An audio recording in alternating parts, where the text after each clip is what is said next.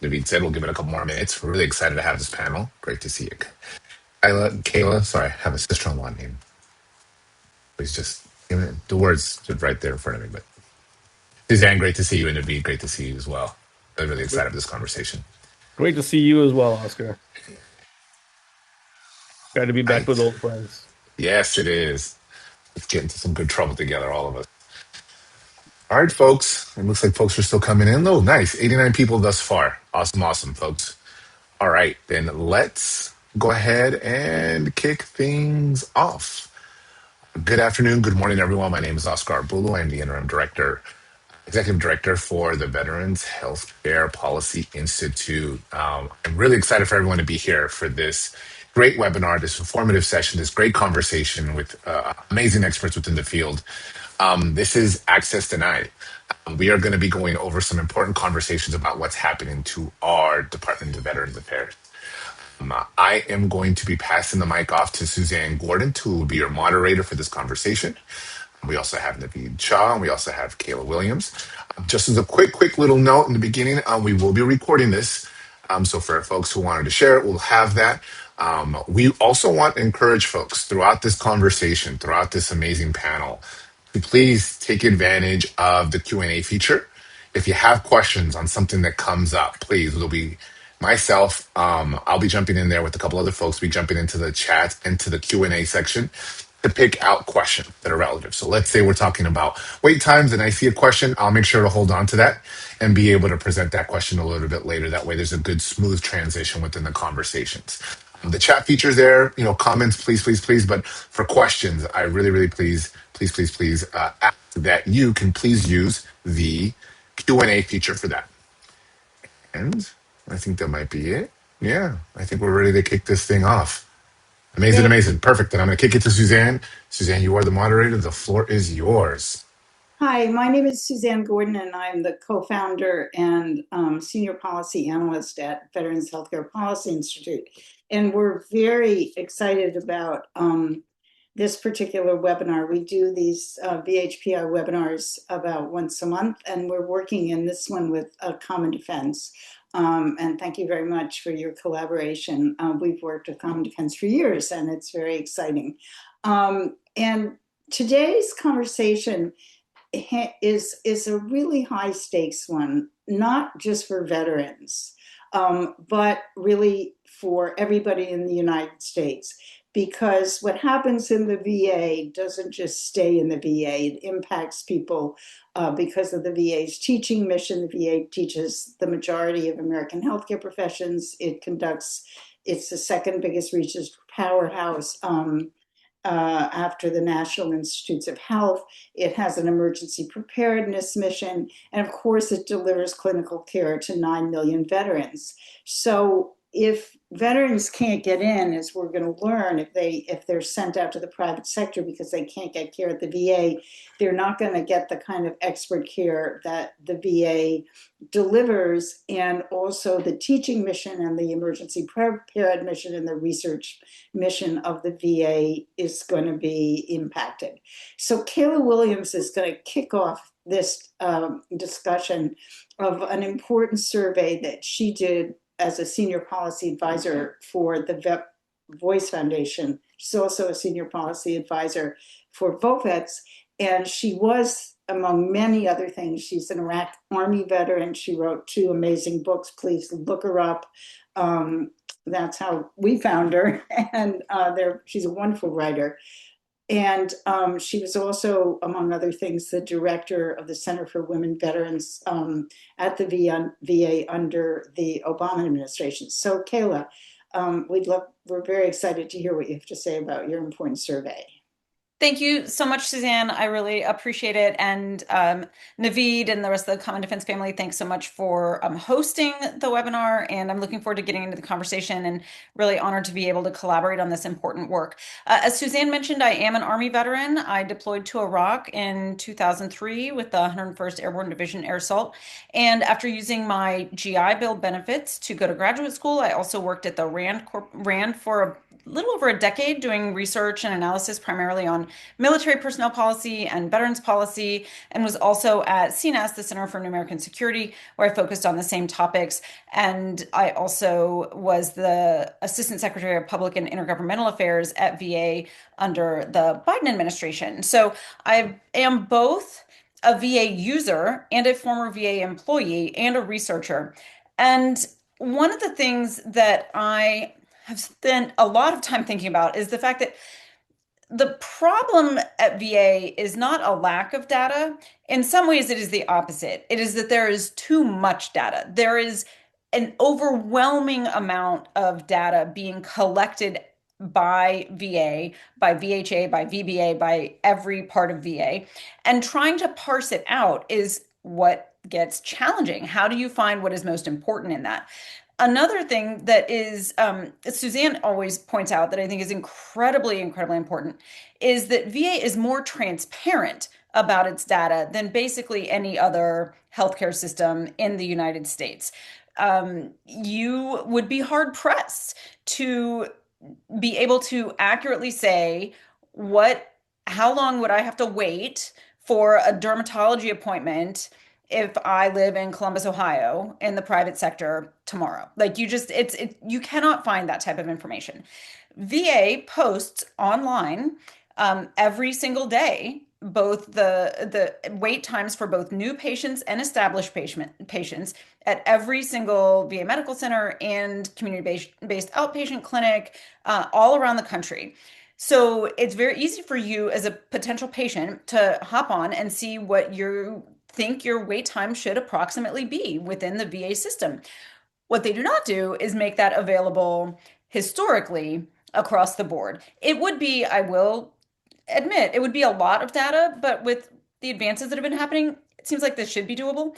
But when the new administration came on board, and especially once Doge happened and Secretary Collins started talking about slashing loads of employees, even while promising it really, we swear it's not going to be providers, but we all know that it takes more than providers to make a system work. Like, this is something that is very clear even to my children. I said, like, hey, if your school fired everybody who worked in the front office and the janitors and everybody else, like, would your teachers be able to spend as much time teaching you? Like, no, of course not. They'd have to pick up all these other jobs. So, even if providers themselves were not being dramatically fired, I still think there would be challenges. But we also, and Vid will get into this a little bit later, know that there are lots of challenges happening on the personnel side. So I decided to take this proposal to the VetVoice Foundation. Hey, why don't we start to track this data on wait times? And we selected 19 sites. I'm sorry, we selected 21 sites that we were going to monitor and started downloading the data. And I did a report analyzing the first 6 months of data. So it covers the overall time frame from August 20th, 2025 through February 20th, 2026. And when trying to think about like the best way to do this, I decided, because there are these average daily fluctuations. I'm sorry, I'm a huge nerd and will hopefully not bore you too much. I was like, let's look at it on average 3 months versus 3 months within that 6 month period to try to not be distracted by like individual spikes or declines and see what popped, see what it looks like. And again, way too much data, hard to understand what's important to focus on. So I decided to look at this a couple different ways. One is by site, averaging across all the different specialties offered at that site. And another is by specialty, looking at all the different sites that we're looking at. So when looked at in those two different ways, we found that 15 of the 21 sites saw average increases in wait times, so about 71%. And when looking at it by specialty, we saw increases in 16 of 25 specialties. So about 64% of specialties saw increases. And I also wanted to say, like, what does that look like by different types of specialties? Because there are so many specialties. Not every single site has every single specialty, but some of them are, I think, of potentially more importance to post 9/11 veterans like me, and like I'm guessing many, though not all, common defense members and VetVoice supporters. So, we know based on what led to the passage of the PACT Act that we are disproportionately likely to have been exposed to burn pits and so have lung problems. So, like, let's see what's going on with pulmonology. We know we're more likely to get certain cancers. So, what's going on with oncology? We know that we have more women than have ever served before. So, what's going on with women's health? And we know that traumatic brain injuries are a signature wound of the conflicts in Iraq and Afghanistan. So let's look at what's going on in neurology. So in all of those specialties, we saw increases in wait times. Another thing that we are all tracking very, very carefully is mental health. And the secretary has stated very, very clearly, publicly, repeatedly, that mental health wait times are not going up. And this, I was like, I have to know more. So when we dug into this a little bit, when in the sites that we looked at, the 21 sites we looked at, when it comes to individual mental health appointments, that statement is correct. Those wait times did not go up. But when you dig a little bit deeper, there are some challenges because that's not the only type of mental health appointment. When you look at PTSD specific appointments, both individual and group, wait times went up. When you look at substance use disorder appointments, individual and group, wait times went up. When you look at group therapy writ large, wait times went up. When you look at primary care integrated mental health, wait times went up. So I'm not in VA anymore. I have no idea what they're doing, but it sure looks like they fought really hard to keep the line steady on those individual appointments, and that you saw the pressure bulging up in other places with these other mental health specialties. Primary care, the way that you get into most of the care that you're going to receive, wait times have been increasing at VA since about 2017. Another thing that I think is really important to note here is that the picture is inconsistent and complicated. So I can't sit here and say your VA is doing worse than it was before this administration came in. That may not be true. Your VA may be seeing declines in wait times. I can't say for the specialty that is most important to you, wait times are increasing. That may not be true. It's a really complex picture. And again, it's really hard to compare how VA is doing with how the private sector is doing. What I can say is that historically, VA often performed very competitively with the private sector, and that from the specialties and the sites that I was able to compare, that appears to currently be less true, which is an area of big concern. But we also know, and I think Suzanne will talk later about the fact that the private sector is definitely not guaranteed to have shorter wait times. So this promise that, oh, we'll just send veterans into community care and they'll be able to get their appointments faster, this is not true, and we should not rely on this. There are also big concerns with quality of care in the private sector and cultural competence and more. Another thing that we found are some real discrepancies in anecdotes versus data. So when for example, I use VA myself, and my provider was telling me if I wanted to get into individual mental health appointment, how long it would be, and that bore zero resemblance to what the website said. So, and we had a couple other people do some like secret shopper style calls, and big discrepancies between what the website is listing and what people were actually being told when they called. And so this makes me concerned, and I want nonprofits and others to really be monitoring this. VA is exceeding its own wait time standards in many cases. Another thing there, I have not had a chance to read it yet, but there's a new IG report that we'll all be following really closely to see what it says about wait times. I'm gonna just show you really briefly, and then I'll stop boring you with my nerdy stuff, what the website looks like and what the report looks like. I think somebody's gonna drop it into the chat so you can check that out yourself. So I am, like I said, I used to work at Rand, so I'm a bit of a nerd.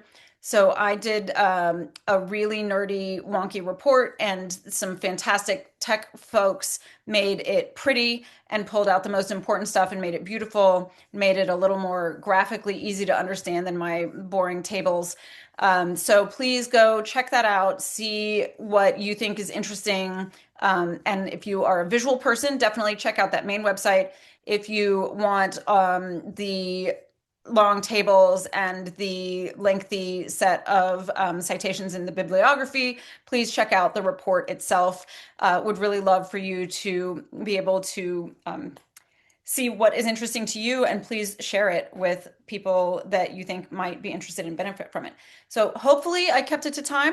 I am happy to turn it back over to Suzanne, and I'm really excited to get in the conversation later and answer audience questions and go back and forth with other folks in this call about where, we have shared concerns or what we should do with this data. So back to you, Suzanne. Thank you so much, Kayla. And next we're going to hear from Naveed Shah. Naveed is the political director of the amazing progressive veterans group, Common Defense, and he's going to elaborate on the picture that Kayla has represented and has portrayed for us. Thank you, Naveed. Thanks, Suzanne, and thanks, Kayla. Hey, everybody. Great to see you again. Naveed Shah, Political Director at Common Defense, Army veteran based here in DC. Excited to be back with you all. Unfortunately, this situation that's on our hands is yet another indication of how, this administration and certain people, go after our troops and our veterans.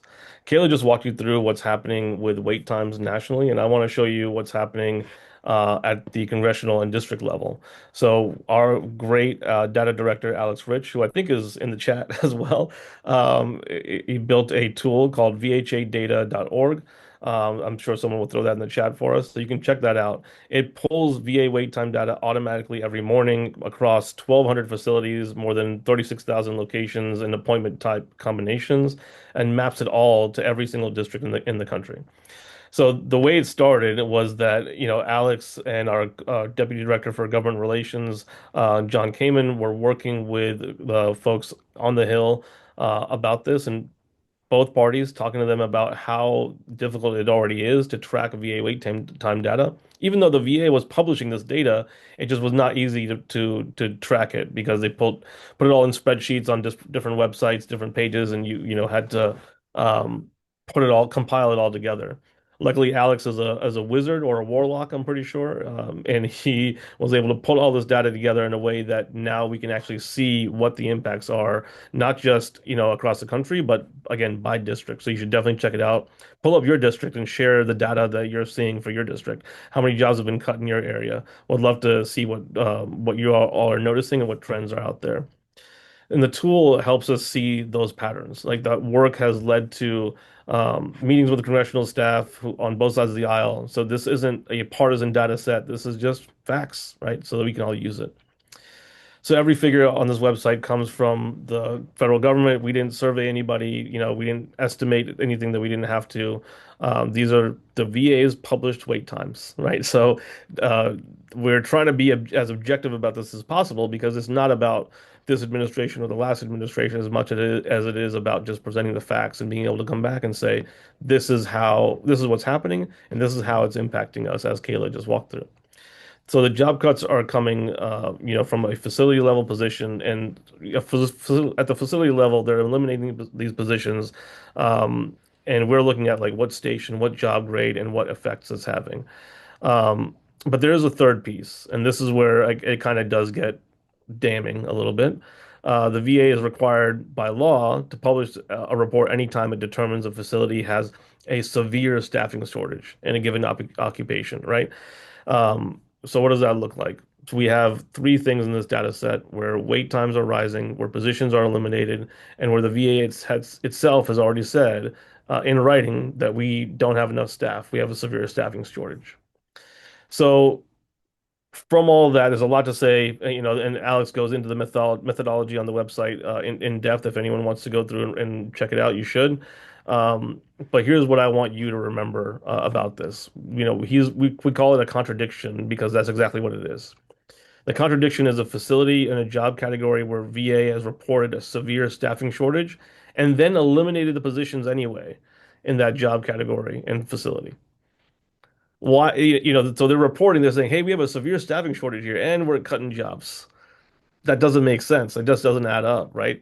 And again, that's not us interpreting anything. This is the VA's own paperwork saying this.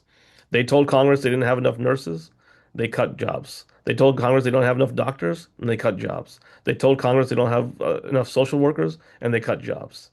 That's what they're doing, and it really, if they were acting in good faith, you wouldn't expect them to do that, would you? So this administration has eliminated about 26,000 jobs from VHA facilities at the end of last year total. 10,000 of those cuts were in what we call severe staffing shortages. That includes about 1,500 doctors, over 4,000 nurses, and more than 500 social workers.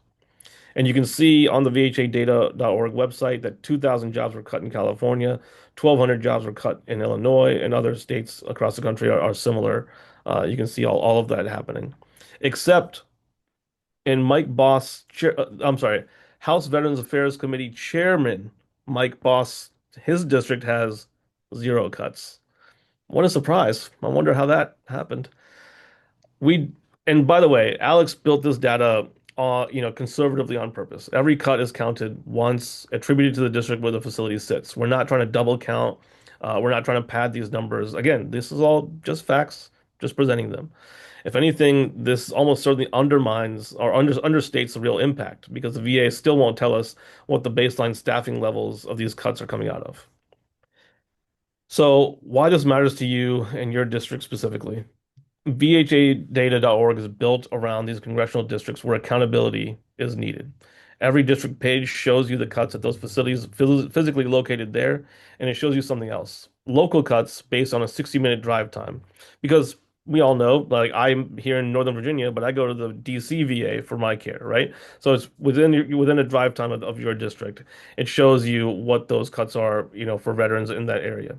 This means that a district with no VA hospital can still be hit hard because the closest VA hospital had cuts, right? If you represent veterans or if you're talking to someone who does, this is built for you to look up your own district right now and see exactly what's happening in your neck of the woods. So the VA doesn't publish facility level staffing totals, so we can't tell you what percentage of the workforce was cut exactly. We can kind of guesstimate based on what we know is the national average. Um, but we display that gap rather than trying to paper over it. And the VA also doesn't publish patient demand data, so we don't know like how many patients are left waiting because of these cuts directly. But looking at Kayla's data and looking at ours, we're able to kind of bridge that divide here. That's what we're doing. And we want to hear from all of you on this call and all of your friends, all your veteran friends from across the country. Tell us because a lot of times what we're seeing happening, like we're seeing this happening on our own staff from folks who do this work every day. They're like, oh yeah, I got a VA appointment, can't miss this one because it's already been rescheduled twice. Dude, that might be because of this. You got to tell us that so we can track the data. Share those stories with us, with your organizers, with anybody, because we need to know that and show that this is not a story about a healthcare system that's naturally struggling. This is a story about an agency that told Congress in writing that they didn't have enough people and then cut those jobs anyway. That's a choice. That's a decision that this administration, Secretary Collins, um, they're making, and they're not, doing this in good faith. So, I know it's a lot of info that I just ran through. What I just showed you is like what the inside look of the VA. I think Suzanne is going to show you what it looks like for the rest of the country. So, I'll pass it back to you, Suzanne. Thank you. Thank you so much. I wanna just respond to a couple of things. I think that one of the things I'm hearing, and Kayla and Naveed, you may be hearing the same thing, is veterans telling me like, wait a minute, I want to go to the VA and like I can't get in, and they're telling me that they really don't want me. And so people feel like it's almost like, wait a minute, they're rejecting me, they're pushing me out. And that's because of policy. That's not because your doctor doesn't want to see you anymore, or your psychologist doesn't want to see you anymore. It's because they don't have enough staff. They don't have enough ancillary staff. And I really wanted to elaborate on what Kayla said. This idea that clinical staff are all that we care about. I mean, if you don't have enough housekeepers to disinfect a room after after your brain surgery or your surgery, you could die, right? You could get a serious hospital-acquired infection and die. If you don't have people to bring your meals, if you don't have people to help pharmacists, this is very consequential, and it really can't be overestimated how serious these support staff's positions are to the delivery of adequate health care. What I want to zero in on is a study, and I believe Jacob's going to put it in the chat, that we did at VHPI, where we looked at private sector care in every state in the country, and it showed that basically, because the idea is that what Collins is saying and other people are saying is, okay, so you have care delays in the VA, you can't get care in the VA, you can't get an appointment and so forth. Well, that's okay, dear, or, that's okay, because, don't worry your pretty little head about it, because you can get care in the private sector easily, high quality, conveniently located, timely care. Well, as Kayla pointed out, and as we point out in this study, nobody knows. There is one group called AMN that collects data on wait times in the private sector in 15 metropolitan areas for, I think it is, Kayla, is that correct, 6 specialties or something like that. And the picture is not a pretty one. But wait times in the private sector for most of America, or the idea that you could get care in most of America, particularly rural America, where 25% or more of veterans live, the idea that you can get easy access to care is, it would be laughable if it weren't such a tragic lie. And I'm going to give you the overview, and then we're going to zero into Alabama, which is up there. But 89% of American counties, and 83 million Americans, which is 25% of the adult patient population in the United States, live in areas where you cannot get a primary care provider. And even if even if you could get a primary care provider in those states, you could not get the kind of comprehensive integrated care with that primary care provider, passing you off to mental health if you're in a primary care clinic in the VA and you say, I'm feeling anxious or depressed, that primary care provider will walk you down the hall to a psychologist or a nurse practitioner, psychiatric nurse practitioner, and you will get immediate service. In the private sector, you can't even get a primary care doctor. I live in San Francisco.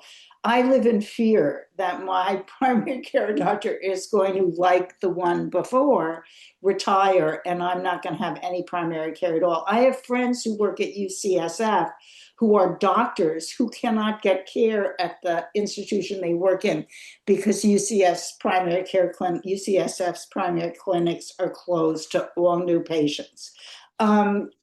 Mental health. Over 41% of veterans have serious mental health conditions.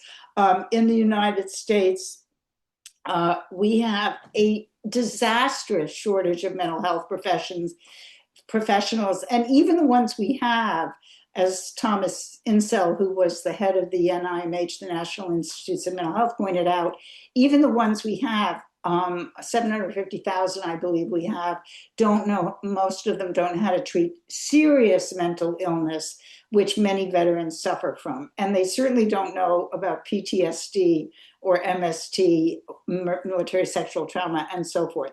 123 million Americans live in places like Alabama, where I mean, this is an extraordinary map. The Rural Health Information Hub, I would send anybody who's interested in these issues to the Rural Health Information Hub, because they have state by state maps. And the black, that is a sea of darkness, because there are no mental health professionals there. So there's this tiny little, areas of light blue, which means that there is no shortage. But even in that area, we have to remember that in America, 30% of psychologists and 45% of psychiatrists do not accept insurance of any kind. So, even in the light blue areas that you will see, it's not, they have professionals, licensed professionals registered there, but they may not take patients who can't pay out of pocket. So the good news is, if you have $325 or to $500 in the Bay Area to get cognitive behavioral therapy, a gold standard treatment for many problems, if you can't pay out of pocket, you can't find a provider. We have 768 rural hospitals are about to close. And thank you to Trump. This is going to be very, very serious because of cuts for Medicaid funding. And academic medical centers are also facing funding cuts. So we have like a very serious problem. People like myself who have good insurance, my husband and I, thanks to my husband's union job, not my freelance writing job, we have very good insurance. He needed a pulmonology appointment a couple of years ago because he had a serious respiratory problem. He had to wait 9 months in the private sector. I called up for a PT appointment for a knee problem, and they said, oh, it'll be a 3-month wait. And then they said, what's your insurance? And I said, Medicare. And she said, oh, that'll be longer because we save our appointments for private pay patients. I mean, one could go on and on and on. So the idea, as an expert that we interviewed for our study, the idea that the private sector healthcare system can absorb 9 million veterans, particularly in rural areas, it is laughable. It's a delusional. And that was what this expert said. It is positively delusional.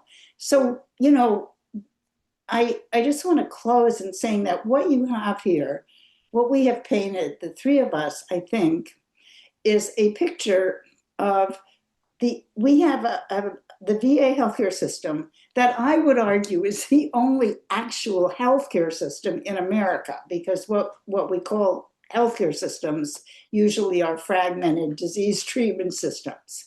And we have an amazing healthcare system that for 100 years has built up knowledge about veterans' very specific problems. Actually, I think I'm going to ask Kayla to close this on her MST story, because this really illustrates it better than anything. Very specific problems. Veterans have very specific problems. And the VA also serves the rest of America through its teaching and research missions and emergency preparedness missions. They want to tear this down with nothing to replace it, or very little to replace it. And Kayla, why don't you end with just your story about the psychologist? It's so wonderful. Sure, thanks. So, in my ongoing efforts to periodically get mental health care through VA, at one point they did, send me out to community care. And my first appointment, trying to explain to a new provider what I needed help for, and I said one of the reasons that I want to get help is for support with my MST. And the provider said, "What is MST?" And I was like, I can't do this. Like, I cannot train a provider on the ins and outs and specificities of military sexual trauma and I cannot have confidence that you are going to give me evidence-based, culturally competent care if you don't even know the basics of what members of my community are exposed to. One of the other things I want to mention that I maybe came up in one of your remarks, but also I think I saw in the chat, is in addition to delays, we're also seeing cuts in appointment length. So my appointments with my therapist are now down to 30 minutes once a month. And, I could get in if I wanted to start with a new provider there for a 12-week course of treatment in some other protocol.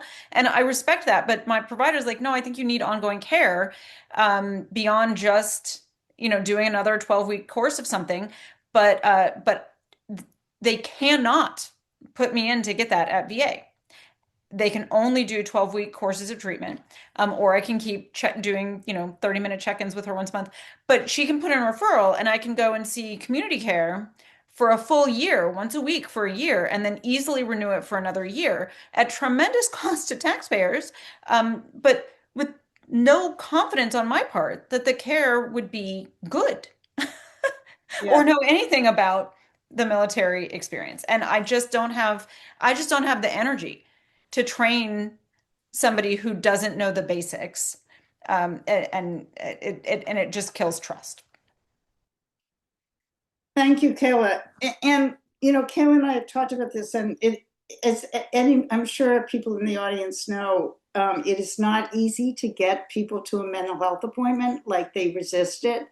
And I can't even imagine if Kayla weren't Kayla, if she were, somebody who just finally, after 10 years, people in her family begged her to go to get care for her MST, and she had an experience like that, she might never go back for therapy again. I mean, that's, Oscar, do we have questions or comments? Yes, we do. Thanks, Suzanne. I'm going to jump in with a couple and then I'll kick it back to you.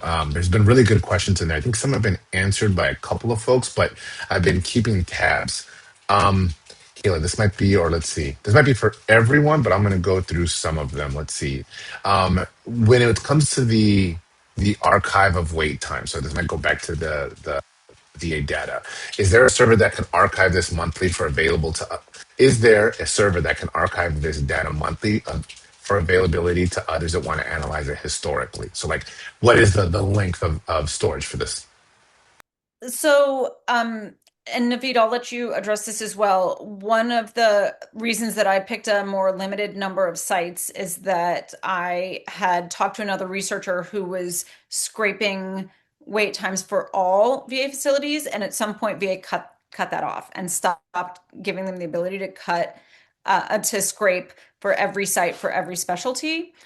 So I wanted to make sure that I wouldn't lose access. So I picked a more limited number of sites, but I don't know, Naveed, what it's been like for your organization, or if you think you're able to do this, and if you're going to be doing more longitudinal stuff over time as well.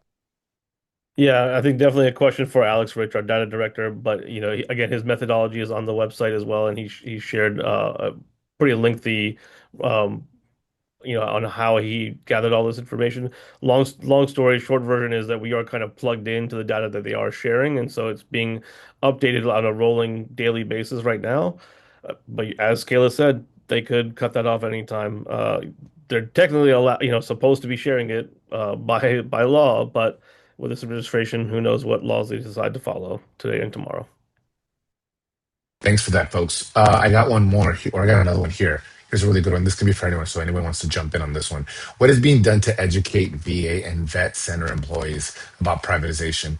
In the fall of 2025, I was at a women's veterans meeting talking about bad women's clinic providers in Chicago and the VA area. Not only were there recommendations to use community care, but the director of the vet center repeated twice community are worlds like an HMO. Clearly not true.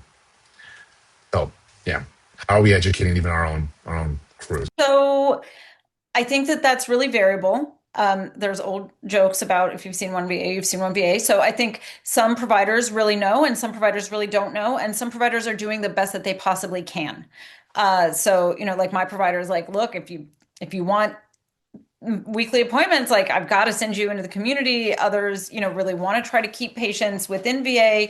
And in terms of, do providers know average wait times in the community? Probably not. Do they know about the training of providers in the community? Probably not. And somebody else mentioned in the chat the number of, I'm sorry if I'm going to go in a different direction from the question, but I really want to nail this because this topic, Suzanne brings it up all the time, and I think it's so important. The number of providers who receive training at VA.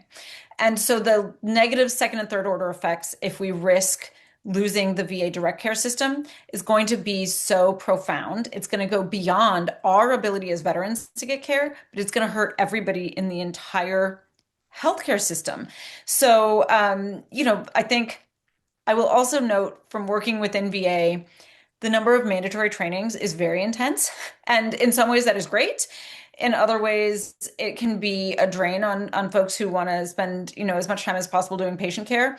But I do not think that they are required to take training on what's it like in the community, on the community side of the house as VA employees.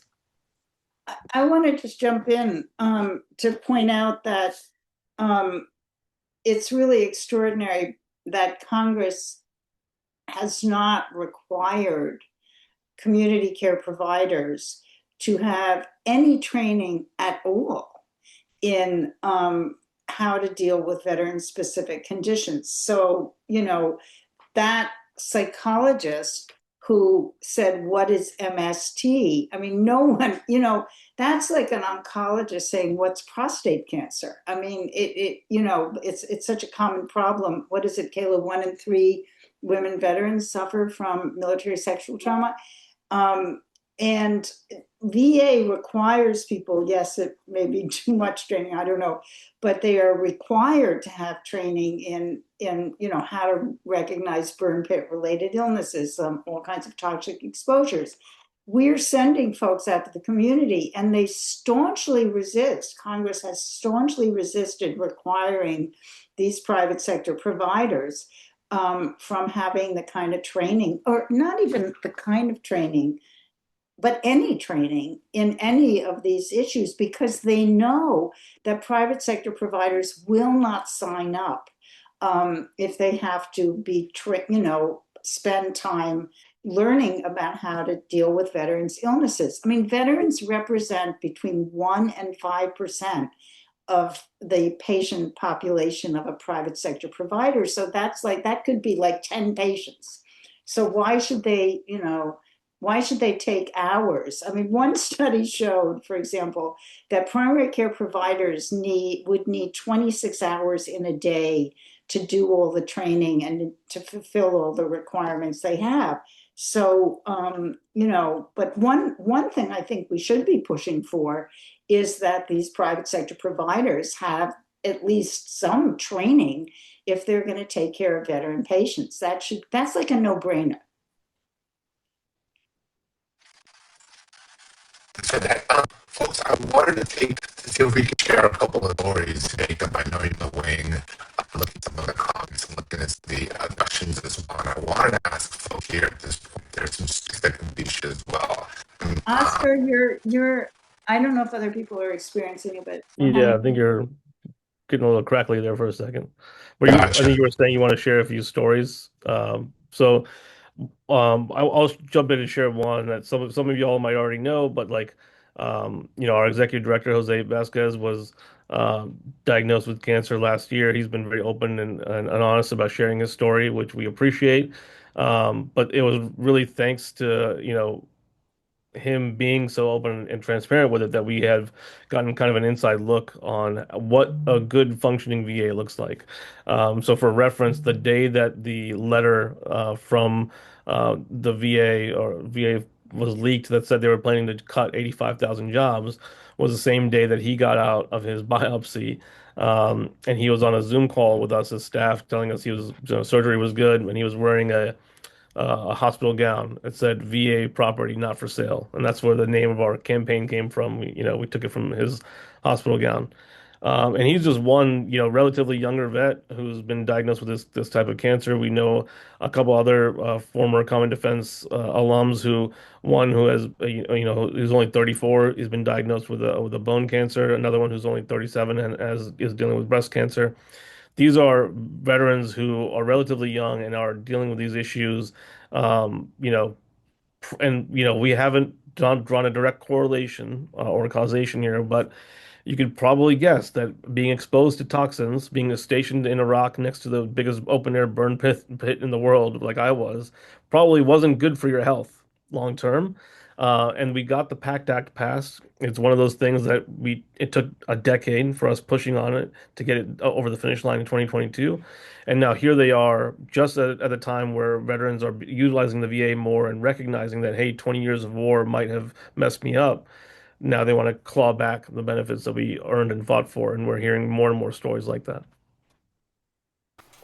Yeah, I just want to read. I was in Ashland, Oregon, about a month and a half ago, and met with a bunch of Vietnam vets, and one of them, whose name is Fernando Gabison, got just unsolicited a letter from VA saying that he'd been approved for community care for cardiology services, and that if he wants to get care from the VA, he should make an appointment with a provider at either Asante Ashland Community Hospital at the Asante Ashland Community Hospital. What is so extraordinary about this story is that Francisco is part of a coalition of citizens in Ashland fighting the plan to close Asante Community Hospital. So here's the VA sending a guy who doesn't want to go outside of the VA, who could go to a CBOC, a community-based outpatient clinic, probably about 20 minutes away, and he's being sent to a hospital that is trying to close itself. I mean, the Asante system wants to close this rural hospital because rural hospitals are not profitable. And Asante is a big corporate entity. We know, I don't know if he's on this call, but somebody in the Save Our VA campaign, Jeff Roy in Minneapolis, he can't get radiation treatment for prostate cancer at the VA. He is being forced to go to go to the private sector. And I mean, one of the things I didn't mention is in my presentation is that the new budget for FY 2027, I think it was, they have hiked. The reason why all this is happening is that they are starving the VA of money and of patients and of staff.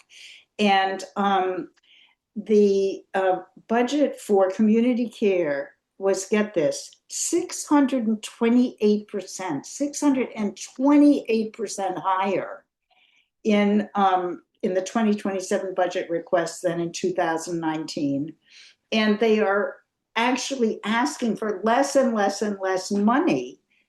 It's not like they're asking, they're for in-house care, such that Tammy Duckworth in a hearing said they are actually cutting the budget. If you look at inflation, cutting the budget for in-house care. I mean, it's a budget cut. So, I mean, why is all this happening? This is why it's happening. Maybe we might want to dedicate the last amount of time of this session to talk about what we can do about that and what folks are doing about it. And maybe Kayla and Naveed and Oscar and other folks could talk a little bit about that. And Oscar, maybe you might want to jump in here. And hopefully my audio is okay. Can everyone hear me now? Yes. Yeah. Awesome. Amazing. I did want to, sorry to derail you, Suzanne, but I did think something that was important here. And I don't know if Jacob, you can help me out. There is someone in the chat who discussed Michigan. And Suzanne, we know that this is an important one because of the electronic records rollout. I don't know if Stephen Friday is available, or if Jacob, we can find Stephen to share there it is, raised his hand. Perfect. Jacob, I don't know if I can or if you can unmute Stephen Friday. Looks like he just raised his hand to see if he can share a little bit about what he's seen in Michigan now that he's also aware of the new electronic health records rollout and how that's changing. And then Suzanne, from what you hear, if you also or if anybody wants to jump in with additional context on that, I think this is an important one too.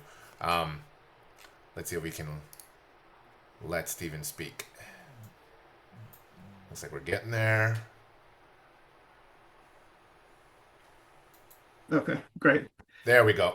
Okay. Well, I really Thanks, appreciate Stephen. you. I really appreciate you giving me the opportunity to speak on this. I wasn't expecting to, so I'll try not to be as frantic as I usually am.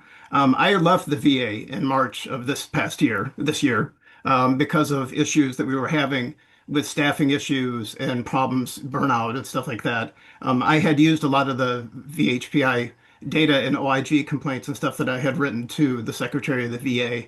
I ended up getting targeted and that kind of thing. But anyhow, so what I did is I left the team that I was on, post 9/11 team. Everyone else has children and stuff, and I was like, well, somebody needs to get on the outside because I was making as much noise as I could on the inside. And then the electronic health record rolled out right after I left. And then I've kept in touch with staff members in the VA, and I've been trying to raise this with everybody, the Senate and House Veterans Affairs committees, my Michigan senators, the Congress people around here. It took 2 months to get just a phone conversation with a staffer from Debbie Dingle's office.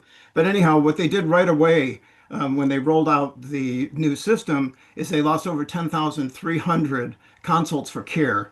They don't have any idea what the care was for. All they know is all they had left was the veteran's name. They didn't know what it was for. So there was a nurse that was told that they were going to have 2 specialty care nurses assigned to each department to rebuild those, and it would take roughly 32 weeks to get all of those appointments back into the system. Then just a few weeks ago, I found out not only did that happen, but they also lost 1,500 mental health consult referrals for appointments where people were reaching out for mental health care.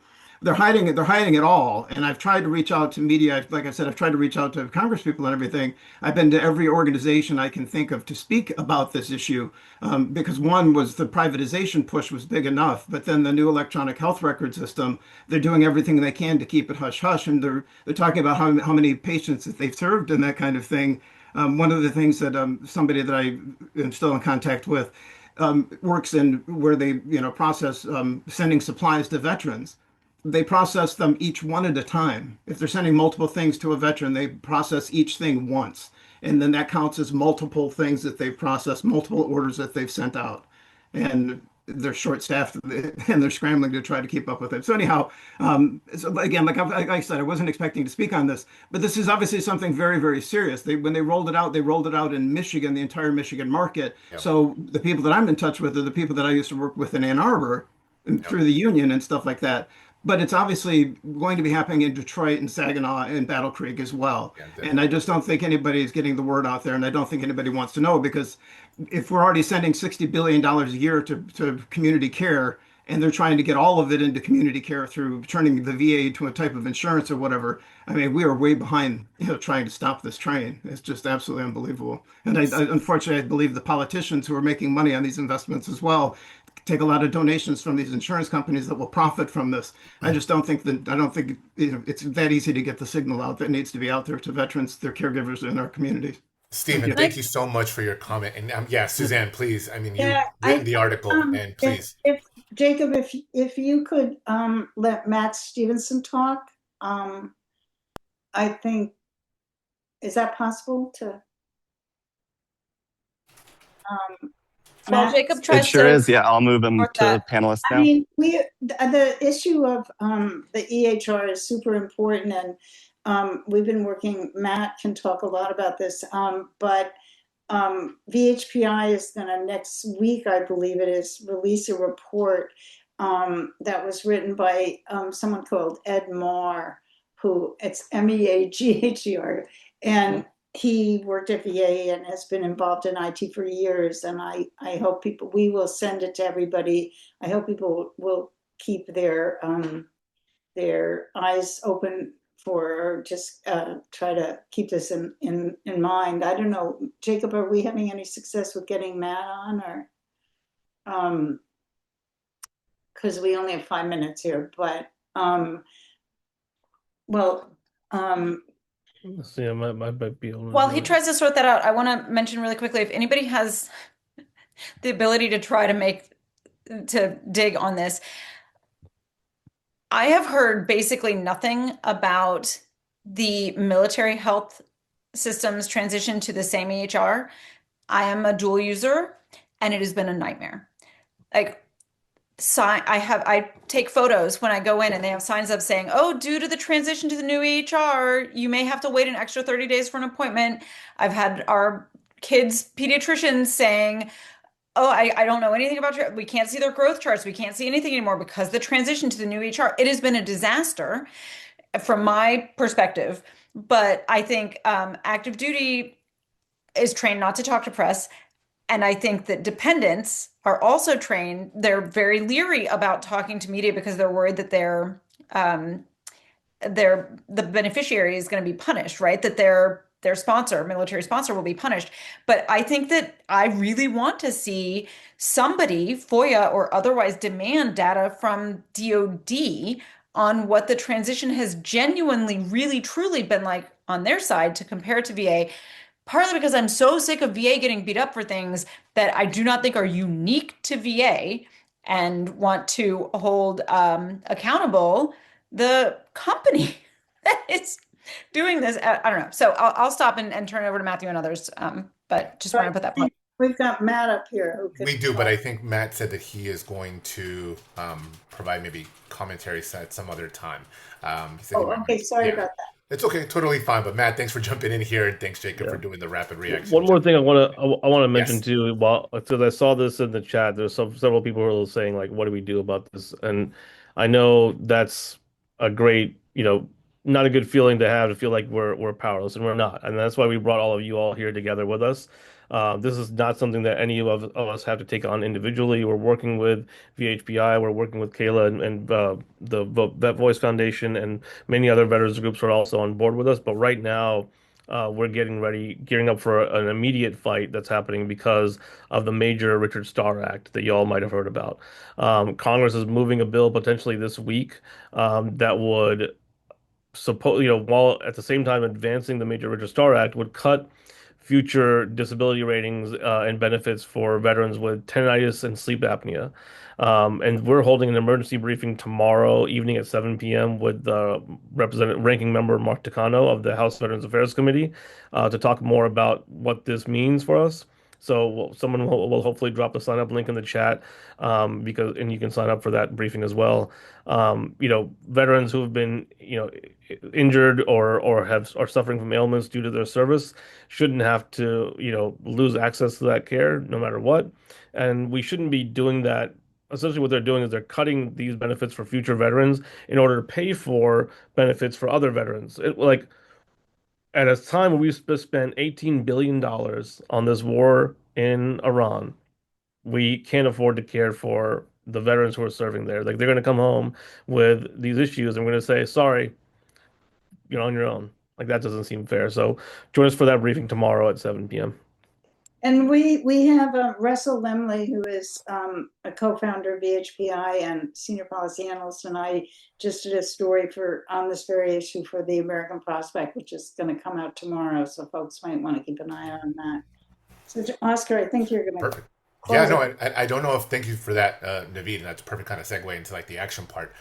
To go a little bit in the 1,000 foot view of this all, is that these organizations here are doing that work. Please join, get active. The structures here, the work that a lot of us do is for that more folks can join, not just for one or two individuals or not just for the organizations itself. It's for everyone to be able to join this and be able to fight against things like this, like, right, the Take Care of Americans Act, which is this huge, right, this is a huge bill being shoved in and being talked about and having the guys, right, having the shield of the Major Richard Starr Act to be able to pass when there's going to be cuts to VA within that. Join Common Defense. Join us at VHPI. Join VetVoice, Vets. Join all these organizations. Join the pressure. The big thing is the pressure, the sustained pressure. Naveed was just saying tomorrow they have an informative seminar. That's the things that we need to join. That's the things that we need to get together and become a larger voice and a stronger voice, and to be able to tell our friends, right, our counterparts in the civilian sector as well. To what Kayla was saying in her remarks in the very beginning, this is going to affect the public sector as well, the private sector work. This is not just, oh, it's a small little thing here. This is a public health thing that's going to happen and spiral out of control. And then everyone's going to be affected. And then that, and we can't allow that to happen, at least not within our watch. So, folks, I know there's been a lot of links been thrown in the chat. Please, please, please sign up for folks, sign up for our organizations. So the newsletters, all the information are super important for the events that we throw. And I'll give everyone just one quick little line of remark, and then we'll close it out. If any last minute notes or any last minute comments everyone wants to have. Kayla, do you want to go first, or Suzanne, or Naveed?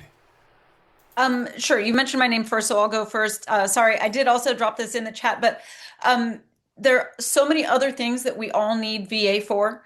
VA does tremendous research that has led to medical breakthroughs that benefit everyone. VA has a fourth mission, serving as the backstop to the rest of the US healthcare system in times of crisis. There are things that we need healthcare systems for that should not be related to profit. And VA is a key part of that, as well as training providers, like mentioned earlier. So, finding the right balance, as people have mentioned in the chat, tremendously important. I wouldn't give birth in a VA hospital.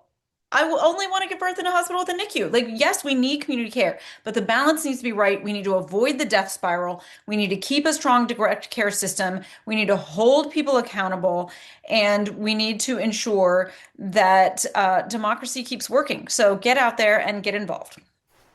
Thank you, Kayla. I was going to second everything my friend and colleague Kayla just said. I'll just add, for all of you on the call, please reach out to us and share your stories. We want to hear from you about what you're seeing on the ground. And I just want to give a pitch for the non-vets who are listening. And I'm not a veteran. I know a lot of veterans, and I'm concerned about the VA because it is our primary model of an actual healthcare system. And it's a healthcare system that delivers more than just episodic medical care. It delivers, it pays attention to social determinants of health. I wish I could be cared for in the VA. And I think that for those of us who are fighting for healthcare reform, people in healthcare reform must join the fight to save, expand, and improve the VA. We need a VA type system for all. And if we lose the VA, we lose a model of a functioning government-funded public healthcare system. We cannot afford that. We owe it to veterans, and we owe it to the entire country to not just save the VA, but to improve and expand the VA. Amazing. Thanks so much, panelists. Thanks so much, all of you. It's great to be in this company. Thanks to everyone who joined. Everyone, please have a wonderful rest of your day, and look out for emails and links and all the good stuff regarding this and more future work from all of our organizations. Everyone, have a good rest of your day. Take care. Thanks, everybody. Thanks, everybody. Yeah.